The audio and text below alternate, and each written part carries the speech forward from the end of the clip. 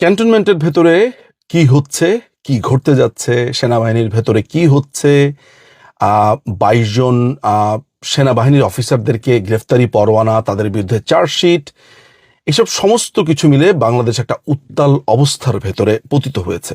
সারাদিনই এই প্রশ্নগুলোর সম্মুখীন হচ্ছি এবং খুব বিনীতভাবেই আমি চুপ থাকার নীতি অবলম্বন করেছি। বিশেষ করে সেনাবাহিনীতে কি হতে যাচ্ছে, মুভমেন্ট হচ্ছে কিনা, সেনাবাহিনীর বিভিন্ন বিষয়ে চুপ থাকাটাই আমার কাছে এই মুহূর্তে শ্রেয়। যা হওয়ার সেটা মানুষ দেখতে পাবে। কিন্তু বাংলাদেশ সেনাবাহিনীর এই ড্রেসের, এই জলপাই ড্রেসের যে জৌলুস ছিল, তাদের যে ব্রাদারহুড ছিল এবং তাদের যে ঐক্য ছিল, এবং একজনকে কিছু বললে ১০ জন সেটাকে নিজের ঘাড়ে নেওয়া বলে মনে করত, এবং সেনাবাহিনীর যে ডিগনিটি ছিল, তাদের যে আইন ছিল, নিজস্ব একটা অবস্থান বা চৌহদ্দি বা অ্যাম্বিট ছিল, সেটি ভেঙে পড়েছে, এটি বলা বাহুল্য। শুধু সেনাবাহিনী কেন, বাংলাদেশের জুডিশিয়ারি, বাংলাদেশের এক্সিকিউটিভ, পার্লামেন্ট ডিসলভ হয়েছে, এডুকেশন সিস্টেম, ফাইন্যান্স, মেডিকেল ব্যবস্থা, সর্বোপরি পুরো সামাজিক বন্ধন ৫ই অগাস্টের পরে যেভাবে মুখ থুবড়ে পড়েছে, যেভাবে এক ভয়াবহ গৃহযুদ্ধের দিকে আমরা ক্রমাগতভাবে এগিয়ে চলেছি। গৃহযুদ্ধ শুরু হয়ে গেছে, আসলে অস্ত্র হাতে গৃহযুদ্ধটাই এখন শুধু বাকি আছে বলে আমার মনে হয়।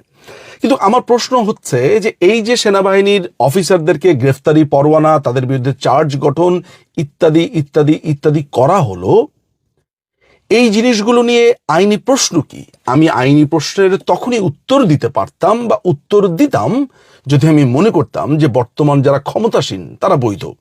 তারা যেহেতু অবৈধ, অসাংবিধানিক এবং জোর করে এখানে বসে আছে, ফলে তারা কি করলো না করলো, কি চার্জ গঠন করলো, কি করলো, সেসব নিয়ে আমার একেবারেই মাথা ব্যথা নেই। আমি জানি এটার রেজাল্ট শেষ পর্যন্ত কি হতে পারে এবং আমি সার্টেইন এই ব্যাপারে। কিন্তু আজকে আমি একটা ঘটনা দেখেছি, যেটা দেখে আমি খুব বিস্মিত হয়েছি। সেটি হচ্ছে যে ঢাকা ইউনিভার্সিটির রাজু ভাস্কর্যের সামনে যেই সেনাবাহিনীর অফিসারদের ফেস্টুন বা প্ল্যাকার্ড বা তাদের ছবি সম্বলিত একটা অবয়ব সম্বলিত একটা প্ল্যাকার্ড সেখানে দাঁড় করিয়ে জুতাপেটা করা হচ্ছে, তাদেরকে নানান ধরনের ঘৃণা প্রদর্শন করা হচ্ছে, গালিগালাজ করা হচ্ছে, অর্থাৎ অলরেডি তাদেরকে দোষী সাব্যস্ত করা হয়েছে। যেই সেনাবাহিনীর অফিসারদের বিরুদ্ধে যদি কোনো অভিযোগ থেকেও থাকে, সেটি হওয়া উচিত ছিল আর্মি অ্যাক্ট 1952 অধীনে, যেটি সংবিধান সিদ্ধ। সেটি তো করা হয়নি, বরঞ্চ ক্যান্টনমেন্ট থেকে মাত্র ৩-৪ কিলোমিটার দূরে ঢাকা ইউনিভার্সিটিতে এই অফিসারদেরকে ক্রমাগত অপমান করা হচ্ছে।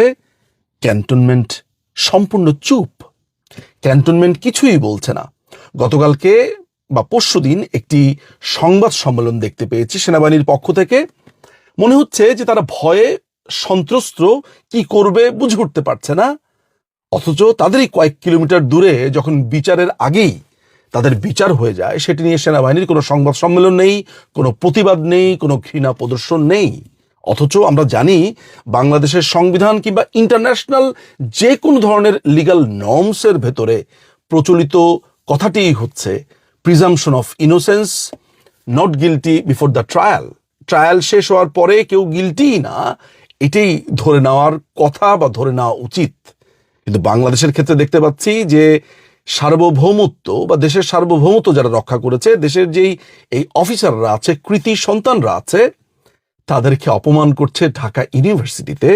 ঢাকা ইউনিভার্সিটি ঢাকা ইউনিভার্সিটি যেন এখন হয়ে উঠেছে বিভিন্ন মানুষকে অপমান করবার একটি সরাইখানা।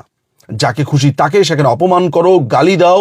এখানে পড়ালেখার কোনো বালাই নাই, কোনো রিসার্চ নাই, কোনো গ্রুপ স্টাডি নাই, নাথিং। শুধু চা খাও, তর্ক করো, 2 দিন পর পর রাজুতে আসো, গালিগালাজ করো, আন্দোলন করো। এইটা হচ্ছে ঢাকা ইউনিভার্সিটির বর্তমান অবস্থা।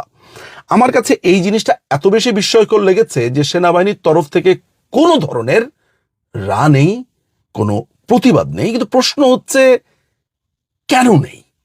এই যে সেনাবাহিনীর অফিসারদেরকে এইভাবে ঢাকা ইউনিভার্সিটির ভেতরে এইভাবে অপমান করা হয়েছে, সেনাবাহিনীর ব্রাদারহুডটা কোথায়? আমি যতদূর জানি যে সেনাবাহিনীর যে জুনিয়র অফিসাররা আছে তারা অনেকটা আগুনের মতো ফুঁসে আছে।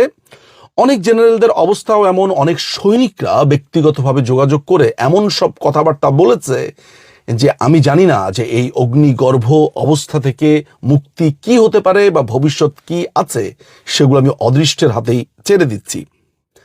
আমি যেই ব্যাপারটা নিয়ে চিন্তিত সেটি হচ্ছে যে বাংলাদেশের প্রত্যেকটি অর্গানকে যেভাবে সিস্টেমেটিক ভাবে এই জামাত শিবির, এই তাজুলের আদালত শেষ করে দিচ্ছে, ধ্বংস করে দিচ্ছে।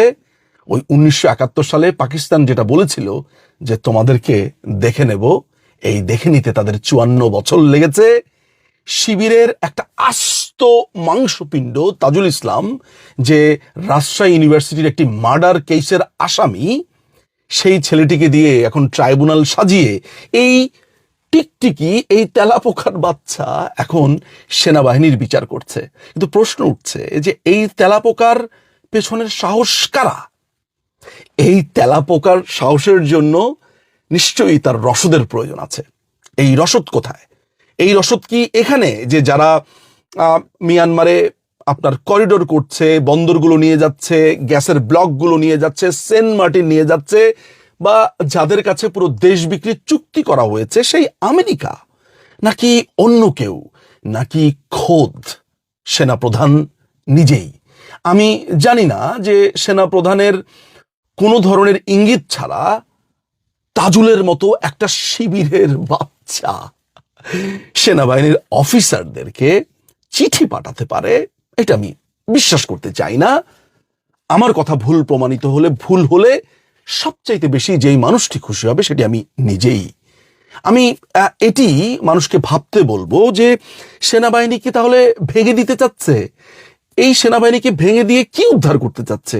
আমাদেরকে কি বাইরের কোনো শত্রু হঠাৎ করে আক্রমণ করবে, এই ধরনের কোনো ফন্দি করা হচ্ছে? নাকি ওয়াকার চরম লেভেলের একজন বোকা, নাকি অসম্ভব বুদ্ধিমান? কোনটা? আমি এই সমস্ত চিন্তার ভার দর্শকদের কাছে ছুড়ে দিতে চাই এবং আরেকবার মনে করিয়ে দিতে চাই যে একজন মানুষের বিচারের আগেই তাকে গিলটি করে ফেলা হয়েছে ঢাকা ইউনিভার্সিটিতে, অর্থাৎ সেনাবাহিনীর অফিসারদেরকে অপমানের চূড়ান্ত। কিন্তু সেনাবাহিনী চুপ কেন? এই নীরবতা কি কি বলে দিয়ে যায়? দর্শক ভাবতে থাকুন। অনেক ধন্যবাদ।